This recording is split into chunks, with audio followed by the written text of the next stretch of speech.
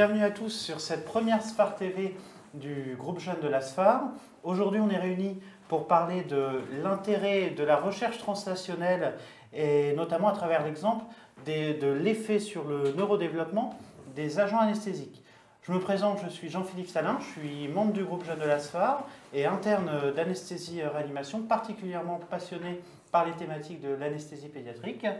Et donc moi je suis Quingy Pierre-Julien et je suis aussi anesthésiste réanimateur, membre du groupe jeune. Et donc je vais laisser nos orateurs de prestige se présenter. Donc, bonjour, je suis Denis Vivien, je suis professeur de biologie cellulaire au CHU de Caen et à l'Université de Caen. Et aussi directeur d'une unité INSERM au centre Cicéron. Bonjour, donc je m'appelle Gilles Orliaguet, je suis professeur d'anesthésie-réanimation et actuellement chef de service d'anesthésie-réanimation pédiatrique et obstétricale à Necker Enfants Malades. Donc la raison de cette SFAR TV autour de la recherche translationnelle, c'est de comprendre les enjeux des interactions entre la recherche préclinique et la recherche clinique. Donc on va commencer par confronter deux définitions de la recherche translationnelle et Denis Vivien, qui fait de la recherche préclinique, va nous livrer sa vision justement du concept de recherche translationnelle. Donc pour moi, la recherche translationnelle, c'est le lien entre une recherche d'amont et une recherche d'aval. Donc la recherche d'amont, qui est la recherche plutôt préclinique, donc utilise des modèles cellulaires, des modèles animaux et surtout des outils cellulaires et moléculaires pour manipuler la physiopathologie générale ou du cerveau en particulier, avec des outils innovants qui ne sont pas des outils que l'on peut utiliser en clinique. Donc on va chercher des informations que l'on ne peut pas avoir en clinique et qu'on va ensuite valider chez l'homme. Donc c'est à la fois la recherche qui crée la connaissance, pour le plaisir de la connaissance, pour les livres, et puis également définir des preuves de concept qui devront être validées chez l'homme par les cliniciens. Donc maintenant nous allons proposer au professeur Orliaguet de nous parler de la définition de la recherche translationnelle de côté du clinicien. Alors, en réalité, elle n'est pas très différente. Cette recherche translationnelle va faire le lien entre la recherche fondamentale et la recherche clinique. Très rarement, elle va aboutir directement à des applications cliniques, mais le plus souvent, elle va permettre soit de comprendre des mécanismes d'action d'un certain nombre d'agents qu'on utilise au quotidien, et puis surtout, parfois, elle va faire poser l'intérêt de mettre en œuvre des études cliniques pour confirmer ce qu'on a pu observer à travers des travaux fondamentaux. Maintenant qu'on a pu confronter ces deux concepts à travers l'œil du préclinicien et du clinicien, on va s'intéresser à l'historique de la question de l'interaction entre les agents anesthésiques et le neurodéveloppement. Et c'est Denis Vivien qui va nous parler justement de cet historique du point de vue préclinique. Donc je vais donner ma définition à moi personnelle, sachant que je suis ni anesthésiste réanimateur ni historien. Donc pour moi, donc les agents anesthésiques ou les médicaments qui sont utilisés autour de l'anesthésie vont cibler différentes voies, les voies de la douleur, les voies neuromusculaires et aussi l'ensemble des voies qui sont impliquées dans la neurotransmission et en particulier la neurotransmission glutamatergique et la neurotransmission plutôt GABAergique. Et on sait que ces types de neurotransmission jouent un rôle fondamental dans la physiopathologie cérébrale. Et ça, c'est un rôle fondamental à un instant T. Et nous, ce qui nous intéresse, c'est les modulations de cette physiopathologie, non pas à l'instant T, donc dans l'application de l'anesthésie au cours d'une chirurgie, mais les répercussions à un instant T plus lointain. Et en particulier ce qui va se passer chez l'enfant et les répercussions chez l'adulte. Donc on sait que ces agents anesthésiques, vraisemblablement via cette action sur la neurotransmission glutamatergique et sérotoninergique ou GABAergique, en fait va influencer des phénomènes importants que sont la migration neuronale au cours du développement, dans les phases précoces de la vie, et la migration de ces neurones, on peut appeler ça pour le cortex, par exemple la corticogénèse, et plus finement la synaptogénèse, c'est-à-dire la façon dont les synapses se hiérarchisent pour faire d'un départ plutôt de chemin de campagne herbeux pour aller vers des autoroutes de l'information, et on sait que ces différentes fonctions jouent un rôle important. Pour vous, j'ai une question pratique, c'est jusqu'à quand est-ce que vous considérez qu'un cerveau est en développement? En tout cas, Ouais, alors en fait, si on regarde ce qui va être plutôt migration neuronale, donc ça, ce sont des événements qui ont lieu pendant la vie fœtale et pendant les quelques semaines, mois postnataux. Donc ça va dépendre du terme de la naissance également, à prendre en considération. La synaptogénèse, c'est plutôt quelque chose qui va se faire après la naissance, pendant 3 à 5 ans. Là, c'est vraiment une mise en place d'une hiérarchie des connexions entre neurones, une hiérarchie des synapses qui vont être impliquées dans l'ensemble des fonctions, la capacité d'apprendre ou d'intégrer les informations. Donc on a la corticogénèse ou la migration neuronale, c'est vrai pour d'autres structures, pour le cervelet, etc. La synaptogénèse, la mise en place des synapses. Et puis il y a un autre phénomène qui est souvent un peu oublié, c'est la différenciation des oligodendrocytes et la mise en place de la gaine de myéline autour des axones. Et ça, chez l'homme, ça peut aller jusqu'à 20 ans. Donc toute cette phase à différentes étapes clés. Et c'est des phases qui peuvent être contrôlées à la demi-journée ou à la journée près. C'est-à-dire si on passe cet événement, eh ben, c'est trop tard. Les événements s'enchaînent et on ne peut pas faire de marche arrière à volonté. Maintenant qu'on a évoqué l'historique préclinique de cette question de l'anesthésie et neurodéveloppement, on va s'interroger avec le professeur relégué sur l'historique clinique finalement.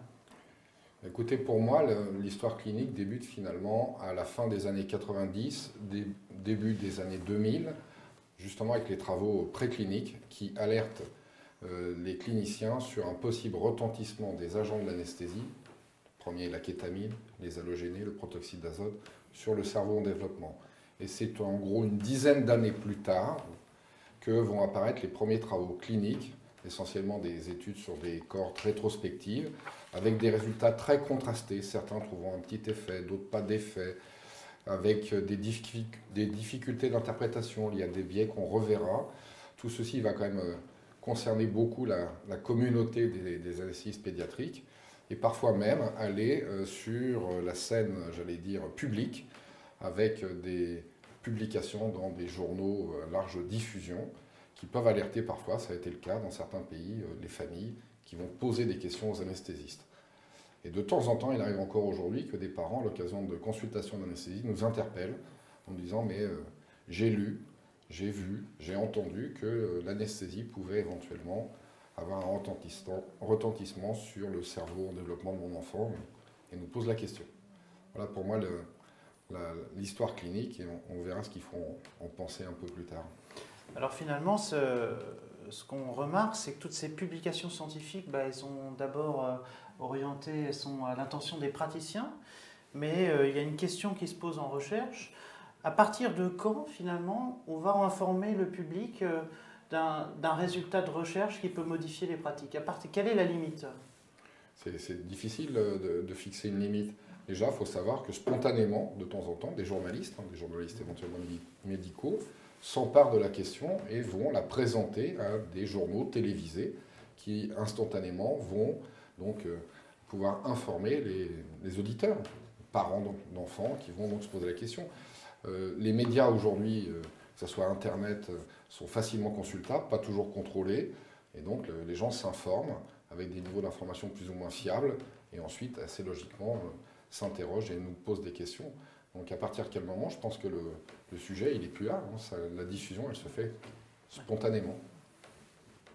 Donc on va revenir sur une réalité épidémiologique autour de la question du retentissement neurodéveloppemental de l'anesthésie.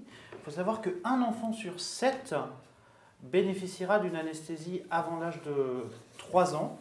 Et en décembre 2016, la Food and Drug Administration a émis justement une recommandation à la lecture de la littérature préclinique, surtout sur cette question du retentissement neurodéveloppemental de l'anesthésie, une recommandation qui considère qu'il faut limiter le plus possible l'occurrence de chirurgie non vitale avant l'âge de 3 ans.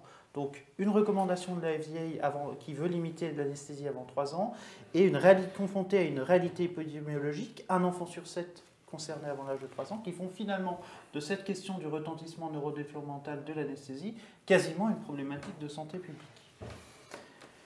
Donc maintenant, on va s'interroger sur l'apport de la recherche fondamentale, de la recherche préclinique, pour répondre justement à une question de recherche, en l'occurrence là celle de la question de la toxicité cérébrale des agents anesthésiques.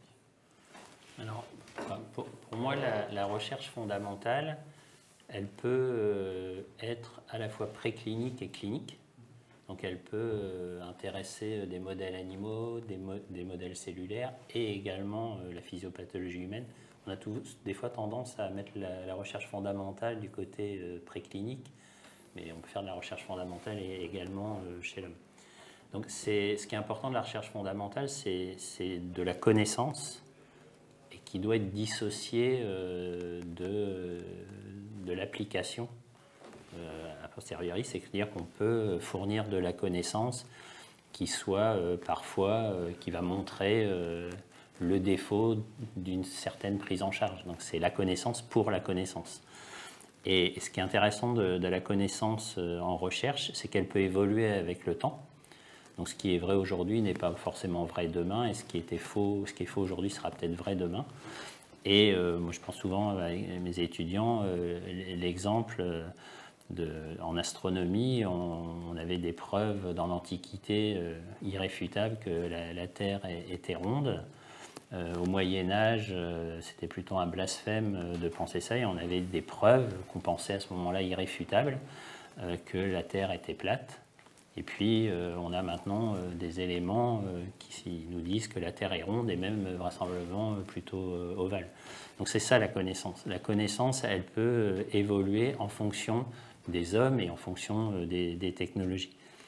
Et ce qui va servir dans la recherche, en fait, c'est, par exemple, dans le domaine de l'anesthésie, vous avez utilisé, dans l'histoire de l'anesthésie, vous avez utilisé des molécules en connaissant leur rôle, leur fonction, enfin, l'aboutissement, sans connaître forcément les mécanismes. Et la recherche fondamentale a amené les mécanismes des molécules que les anesthésistes de l'époque utilisaient, ce qui vous amène, vous, derrière, à reconsidérer ou à modifier, à optimiser vos pratiques. Donc ça, c'est vraiment la connaissance au bénéfice de la prise en charge. Et si on regarde dans l'histoire, en fait, de la médecine, bon, il y a heureusement quelques différences, mais globalement, c'est plus des molécules pour une fonction. Et la recherche fondamentale a amené les mécanismes ou la connaissance que l'inverse. C'est plus rare d'avoir la connaissance qui a amené à la mise en place d'une nouvelle molécule. Il y a quelques exceptions. Donc la recherche fondamentale, elle vient plutôt en soutien de la recherche ou de la pratique clinique, à mon sens. Est-ce que, je ne sais pas ce que tu en penses, est-ce qu'il n'y a pas des limites finalement? Quelles sont les limites de la recherche préclinique? Alors, il y a beaucoup de limites à la recherche préclinique, et c'est déjà dans le mot, elle est préclinique. Donc il faudra toujours une validation clinique, et c'est d'autant plus vrai maintenant où quand on a une preuve de concept ou une nouvelle molécule qu'on met au point dans un laboratoire, eh bien, il y a toute une série d'étapes avant de passer chez l'homme, de pharmacocinétique, de toxicologie, une phase 1, une phase 2, etc., qui est absolument nécessaire. Et même si on a des modèles cellulaires animaux qui sont le plus proches de la clinique, il ne sera jamais la clinique. Et il faut maintenir ces étapes nécessaires pour éviter d'avoir des soucis à terme. Alors après, il y a d'autres limites qui sont inhérentes à nos pratiques. Par exemple, dans les laboratoires chez l'animal, on va utiliser plutôt des animaux jeunes. On va plutôt utiliser des animaux mâles que femelles. Et puis, nos animaux, ils sont dans un environnement où ils mangent des croquettes à base d'herbe, ils boivent de l'eau. C'est pas le cas de vos patients qui fument, qui vont manger des hamburgers, qui ont pris une tartine de beurre salé le matin, etc. Donc, on est dans des conditions qui sont très différentes de la clinique. Et une autre limite, c'est que, ça c'est personnel, mais les chercheurs, on est évalués sur notre capacité à produire des données de la connaissance publiées dans des journaux à haut impact factor. On n'est pas directement évalué pour notre capacité à fournir des informations qui ont une application clinique. Donc en fait, c'est plutôt les chercheurs fondamentalistes qui amènent des connaissances que vont pouvoir prendre les cliniciens. Et ce qui manque, ce n'est pas toujours le cas heureusement, et c'est l'objet de la recherche translationnelle, c'est ne pas être que bench to bed, mais aussi bed to bench, et demander aux cliniciens quelles sont les questions qu'ils se posent, et aux chercheurs fondamentaux d'essayer d'y apporter la connaissance. Et dans le domaine de l'anesthésie, donc pour plein de raisons pratiques et aussi éthiques, qui sont tout à fait valables, on travaille dans les modèles animaux sous anesthésie. Et donc étudier l'effet d'agents anesthésiques dans des modèles où déjà la base c'est d'utiliser des agents anesthésiques, ça pose un problème conceptuel important qu'il faut bien garder en tête. Quand on étudie l'effet d'un traitement A, eh bien en fait, comme l'animal il est sous anesthésie, ben si on regarde l'effet, en fait, c'est A plus l'agent anesthésique, et ensuite on transpose à des conditions où il n'y a pas forcément l'anesthésie. Donc ça, il y a des limites, il y en a, mais il faut juste bien les avoir en tête pour ensuite interpréter les données en prenant en compte ces limites. Donc, vous travaillez sur des modèles en fait, qui sont extrêmement purs au niveau des maladies et qui sont très très peu perturbés par l'environnement. Et finalement, le défi de la recherche translationnelle, c'est d'appliquer ça, de concevoir des projets de recherche cliniques qui sont plus proches de la réalité. Et ça, c'est vous qui allez nous en parler, professeur Oliaguet. En effet, la recherche clinique, d'abord, il faut rappeler que c'est indispensable. On est, conformément au code de déontologie, censé traiter nos patients en fonction des données actualisées de la science, et donc il faut les produire. D'ailleurs, Jean Bernard disait « ce qui n'est pas scientifique n'est pas éthique ». Maintenant, une fois qu'on a dit ça, il faut regarder quelles sont les données cliniques dont on dispose. Dans le domaine du retentissement de l'anesthésie sur le cerveau en développement, actuellement, on dispose essentiellement, à une exception près, en gros, d'études rétrospectives, d'analyse de cohortes. Toutes ces études sont certes très intéressantes, mais possèdent un certain nombre de biais qu'on peut identifier dans un certain nombre de catégories. Par exemple, un polymorphisme très important, soit dans les façons d'évaluer le retentissement, c'est jamais la même chose, soit dans l'exposition à l'anesthésie, sa durée, sa répétition, soit parce qu'il est extrêmement difficile de dissocier ce qui revient de l'effet de l'anesthésie, de ce qui revient de l'effet de la pathologie qui amène l'enfant à la chirurgie, de ce qui revient de la chirurgie elle-même, et enfin de ce qui revient des effets, j'allais dire, propres de l'anesthésie, du saignement, sur la volémie, sur le maintien de l'oxygénation. Bref, tous ces éléments-là ne sont pas forcément très bien décrits, rapportés, avec tous les biais des études rétrospectives qu'on connaît. Et donc, ce qui est important, c'est de pouvoir disposer d'études prospectives. Et pour le moment, il y en a très peu. Alors effectivement, une seule étude prospective à ce jour sur la question du retentissement neurodéveloppemental de l'anesthésie, c'est l'étude GAS, General Anesthesia versus Spinal Anesthesia. Est-ce que, professeur Oliaguet, vous pouvez nous en dire deux mots de cette étude? Alors en réalité, cette étude, c'est une très très belle étude évidemment, qui est une étude prospective, randomisée, qui a comparé donc l'anesthésie générale versus la rachianesthésie sur des enfants nés entre 26 et 60 semaines d'âge post-conceptionnel, des enfants tous opérés de la même chose, des hernies inguinales, et pour lesquels, dans cette étude donc multicentrique, 28 hôpitaux, on a bien pu contrôler la majorité des biais qu'on a relatés précédemment. Et dans cette étude, qui a fait l'objet déjà d'une publication à un moment, une étude intermédiaire, à 2 ans, qui n'avait pas retrouvé d'effet sur le critère de jugement principal, qui était le QI. Et cette étude donc, vient d'être publiée in extenso, si je puis dire, à 5 ans, donc avec un recul de 5 ans, publiée en février 2019, et ne retrouve pas de nouveau d'effet sur le QI, critère de jugement principal, dans un cas très précis, hein, on l'a dit, hein, des enfants nés entre 26 et 60 semaines, avec une durée d'anesthésie de moins de 1 heure. Donc la question qui se pose aujourd'hui, c'est que se passe-t-il si l'anesthésie dure plus longtemps? Que se passe-t-il si l'anesthésie est répétée? Et enfin, un petit biais qui est que cette étude a inclus essentiellement des patients de sexe masculin. C'est probablement parce que la hernie est plus fréquente dans ce contexte, mais est-ce qu'il y a un sexe ratio la question peut donc être posée, on n'a pas actuellement la réponse. Donc il y a encore des questions, une belle étude. Enfin, il faut quand même se rappeler que pour mettre en œuvre ce genre d'études, c'est un travail absolument énorme.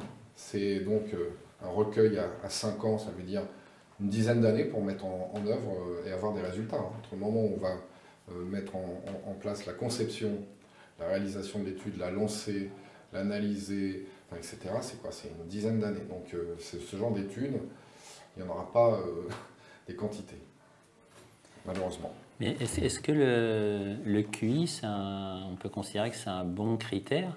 Et est-ce qu'il ne faudrait pas envisager, c'est sûrement peut-être prévu à plus long terme, mais de regarder l'impact chez la même population à un âge plus avancé, avec par exemple le risque de développer une maladie neurodégénérative, parce qu'on a son cerveau qui élimine moins les toxines liées à une anesthésie répétée, ou des problèmes liés au sommeil, anxiété, dépression? C'est évidemment une excellente question, hein. Une étude, un critère de jugement principal, celui qui a été retenu ici, c'était le QI, ça aurait pu être autre chose, en tout cas, il y avait également des critères de jugement secondaires qui évaluaient d'autres dimensions, neurocognitives, etc., qui ne montrent pas non plus d'effets importants de l'anesthésie. Après, la question du retentissement à plus long terme que 5 ans, chez l'adulte, voire chez la personne plus âgée, évidemment, c'est une question qu'on peut se poser, elle est importante. En revanche, il va être extrêmement difficile d'y répondre parce que entre le moment où on va être exposé à un âge de moins de 60 semaines et puis 30 ans, 40 ans plus tard, on a tous des vies dans lesquelles il se passe un certain nombre d'événements, d'autres anesthésies éventuelles, et puis des événements de la vie quotidienne qui vont pouvoir interférer. Je vais citer un exemple. Il y a une publication qui a réalisé des IRM sur des sujets contrôle et sur des sujets qui avaient vécu l'attaque du World Trade Center. Et donc l'imagerie a mis en évidence chez les patients, chez les sujets qui ont été victimes de cet attentat terroriste et chez lesquels on a pu voir un retentissement en termes d'imagerie sur le cerveau. Donc pour dire la difficulté qu'il y aura pour faire la part des choses entre ce qu'on aura vécu dans notre vie ultérieure et ce qui sera passé à un jeune âge lorsqu'on aura été exposé à l'anesthésie. Ça ne veut pas dire qu'il ne faut pas s'y intéresser, ça veut dire qu'il va falloir trouver les moyens de l'étudier précisément. Parce que le préclinicien que je suis, moi je vais voir une difficulté à évaluer le QI de mes animaux et de pouvoir faire le parallèle avec cette étude chez l'homme. Mais justement, un des problèmes, on parlait tout à l'heure des biais des études rétrospectives, ou du moins de toutes les agréger pour en tirer des conclusions, c'est que beaucoup d'entre elles n'ont pas pris le même critère de jugement principal. Et donc après, pour se faire une idée de est-ce que c'est le QI, est-ce que c'est le neurodéveloppement à travers d'autres aspects, le cognitif, est-ce que c'est le risque de développer une maladie à distance, Alzheimer, Parkinson, etc. C'est extrêmement complexe. Mais en tout cas, je trouve ces premiers résultats malgré tout quand même rassurants pour nous et puis pour les parents. J'ai une question qui est venue à l'esprit qui est très anesthésique, hein. C'est-à-dire que là, on a parlé beaucoup de produits glutamatergiques, de produits GABAergiques, qui sont des produits hypnotiques d'anesthésie qu'on utilise tous les jours, qui sont le propofol, les gaz, la kétamine. Mais quel est l'impact de tous les autres produits d'anesthésie qu'on utilise? C'est-à-dire les morphiniques, les alpha-agonistes, les anesthésiques locaux, éventuellement par voie intraveineuse.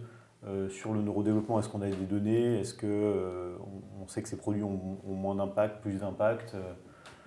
Alors à ce stade, on dispose de très peu de données. Les premières données semblent montrer un impact modéré, en termes en tout cas de retentissement, pour les agents opiacés, les morphiniques, et pour les alpha-2, comme la clonidine ou la dexméthaomidine.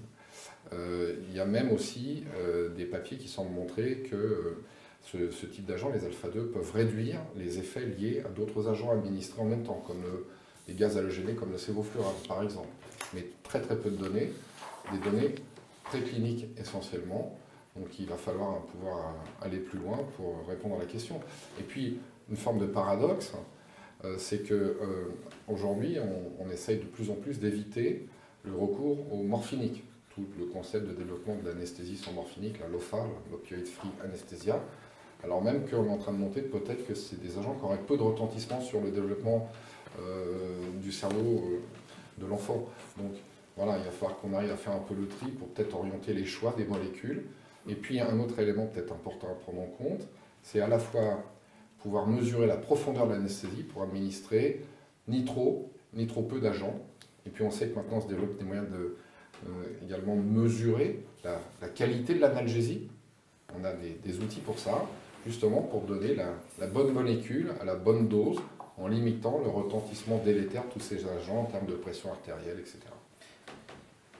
Donc, finalement, la finalité de la recherche translationnelle, c'est de se demander, notamment sur cette question du retentissement neurodéveloppemental de l'anesthésie, si on doit modifier nos pratiques. Professeur Orlegui, est-ce que vous pouvez nous donner des clés, des éléments quelque part d'une checklist qu'on pourrait utiliser tous les jours au bloc opératoire pour, le plus possible, limiter l'effet neurodéveloppemental des agents anesthésiques? Alors, des clés, je ne sais pas, des pistes de réflexion, on peut sans doute en proposer un certain nombre. La première, c'est de bien évaluer l'indication chirurgicale, en rediscutant avec le chirurgien et en pesant bien le rapport bénéfice-risque. Et lorsque, clairement, il faut opérer, à ce moment-là, il faut anesthésier, il n'y a pas de doute.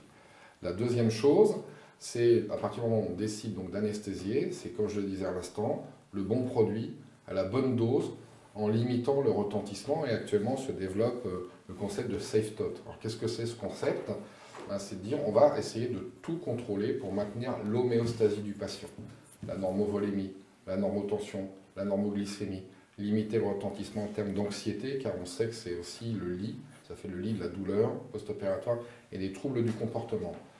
Et puis également dans le cadre de cette prise en charge globale, informer les parents, déjà pour les rassurer qu'on fera tout, même si on leur dira que le risque zéro n'existe pas, mais qu'on mettra en œuvre toutes les techniques, tous les moyens pour limiter ce retentissement.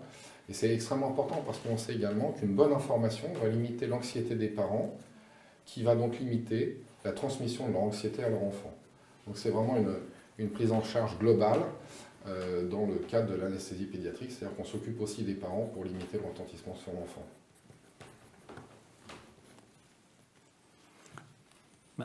Moi, je suis préclinicien, donc je peux pas trop vous dire ça. Après, je pense que ce qu'on a besoin, c'est des questions des cliniciens pour essayer de répondre avec nos modèles, en sachant que la plupart des données qu'on a actuellement, elles sont pour étudier en fait soit le rôle de la neurotransmission glutamathergique ou GABAergique, puis on utilise des drogues pour bloquer ces voitinations, la kétamine par exemple. Toutes les données qu'on a, en fait, elles sont plus pour comprendre la fonction glutamatergique sur le neurodéveloppement. Par rebond, on parle de l'anesthésie, mais je ne suis pas sûr qu'il y ait énormément de recherches sur l'influence de l'anesthésie dans les conditions de la clinique sur ces aspects. Il y aura peut-être une question que j'aimerais poser, parce qu'aujourd'hui, donc, une des questions en tout cas que moi je me pose, c'est qu'est-ce qui compte le plus? Est-ce que c'est la durée d'exposition en heures ou le nombre d'expositions? Est-ce que c'est la même chose d'être exposé 2 fois 1 heure ou 2 heures d'affilée? Parce que ça peut nous aider aussi à faire des choix. C'est-à-dire dire par exemple à un chirurgien qui a programmé une première intervention des soins dentaires, un autre chirurgien qui a programmé une intervention digestive à 15 jours d'intervalle. Est-ce que je dois leur dire de tout faire en une seule anesthésie ou est-ce que je dois prendre en compte la durée de chacune d'entre elles? Voilà des questions qu'on se pose actuellement et peut-être que nous aider à y répondre. Moi, de mon point de vue, il y a ce que vous venez de dire sur la fréquence des anesthésies et leur durée. Mais je pense qu'un point important, si on considère le neurodéveloppement, c'est le moment où a lieu cette anesthésie. Parce qu'en fait, le neurodéveloppement, c'est une suite d'événements. L'événement 1 est nécessaire à ce que l'événement 2 ait lieu, etc., en tout cas dans des bonnes conditions.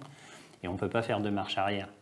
Et donc, il y a des éléments, des étapes clés du neurodéveloppement. Et si l'anesthésie a lieu au moment de cette étape clé, et ça c'est difficile à prévoir parce qu'on n'a pas forcément le timing de tous ces événements, eh bien on va passer à côté d'un développement optimal. Alors développement non optimal ne veut pas dire développement complètement anormal, mais voilà, on peut se poser la question, un exemple, par exemple si je fais de la course, je ne cours pas très vite, j'ai eu une anesthésie assez longue très jeune, peut-être que sans cette anesthésie, je serais Usain Bolt.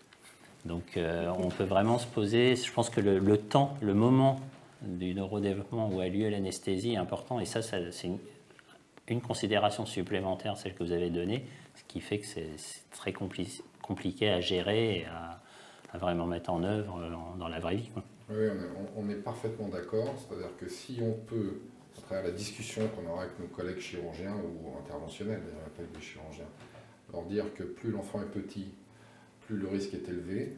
Si on peut se permettre de reporter en termes de nouveau d'évaluation de la balance bénéfice-risque, il faut reporter au maximum de ce qu'on peut le faire. Mais parfois on n'a pas le choix. Et quand il faut faire, à ce moment-là, il faut faire bien, comme on l'a dit, en s'entourant de toutes les précautions, des éléments de surveillance, des choix éventuels des molécules pour limiter le retentissement. Donc je vous remercie, professeur Orliaguet, professeur Vivien, pour votre participation à cette première Sphare TV du groupe Jeune qui était sur la recherche translationnelle en pédiatrie. Et nous remercions aussi la Sphare qui nous accueille dans ses locaux pour cette vidéo, et à tous ceux qui vont nous regarder dans le futur. Merci, bonne journée. Merci à vous. Bonne journée. Au revoir. Au revoir.